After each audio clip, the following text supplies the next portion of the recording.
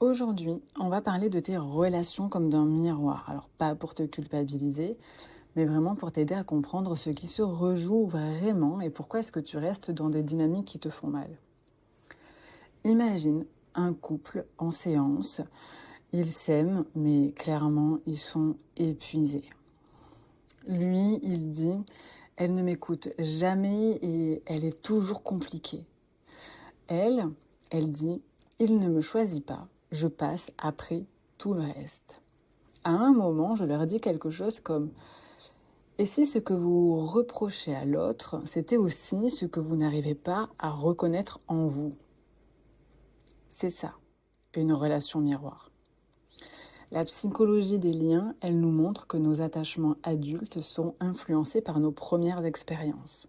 Donc si tu as connu l'insécurité, l'imprévisibilité, tu peux développer un attachement anxieux, un besoin de réassurance, la peur de l'abandon, hypervigilance dans tes relations, etc. Le résultat, c'est que tu vas être attiré ou tu vas tolérer des relations qui confirment ce que tu crois de toi. Je ne suis pas assez. On finit toujours par me laisser et je dois faire plus pour mériter l'amour. La relation, elle devient un miroir du regard que tu portes sur toi, de tes blessures d'attachement, de tes loyautés invisibles à ton histoire. Je te propose 3 miroirs fréquents que je rencontre chez mes clientes. Le premier, c'est que tu choisis des personnes indisponibles. Tu retombes sur des gens pas prêts, pas clairs, pas engagés. Ce que ça reflète souvent, c'est que tu n'es pas vraiment disponible pour toi non plus. Tu veux être choisi, mais tu ne te choisis jamais. Le deuxième miroir que je vois fréquemment, c'est celui de cette femme qui joue la forte dans la relation. Tu comprends l'autre, tu relativises, tu excuses. Et qu'est-ce que ça vient mettre en avant? C'est que ta vulnérabilité, elle a été peu accueillie. Tu as appris que pour garder le lien, il faut être solide. Presque, il ne faut pas montrer ta vulnérabilité parce que elle ne va pas être reçue, entendue, vue. Troisième miroir, tu restes dans le flou. Du type de relation non définie, mi-ami, mi-couple, situation pas vraiment ça, mais pas rien non plus. On n'est ni un couple, ni amis. Ce que ça reflète, c'est que la clarté te terrorise. Parce que oser dire ce que tu veux, c'est risquer d'entendre non. Et pourquoi est-ce que c'est si dur de s'en sortir? Quand je parle de relations miroirs, je ne dis pas que tu es responsable de tout, ni que tu attires consciemment la souffrance. Ce que je dis, c'est que ton système, lui, cherche ce qu'il connaît. Ça dépend pas de toi, ça. C'est normal. Ton système, il cherche ce qu'il connaît.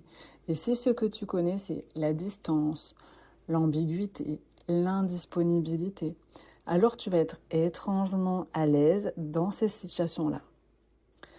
Ça ne veut pas dire que tu n'en souffres pas. Ton côté lucide même, il voit bien que ça te détruit.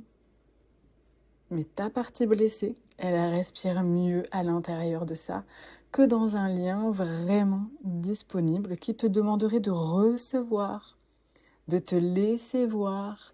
Et ça, c'est parfois encore plus vertigineux parce que tu ne connais pas justement. Donc je te propose un petit exercice.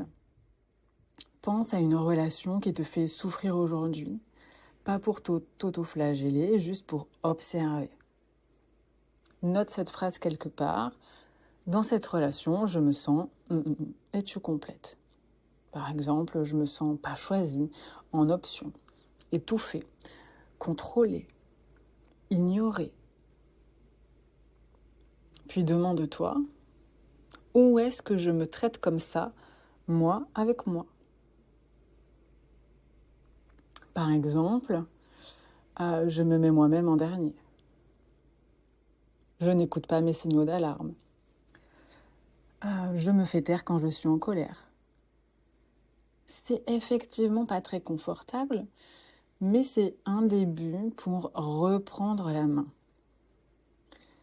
Si en m'écoutant, tu te rends compte que ta relation actuelle te renvoie surtout une image de toi que tu ne supportes plus, que tu n'arrives pas à t'en sortir toute seule, c'est exactement le type de situation que je travaille en séance profonde de 3 heures, une séance nœud central.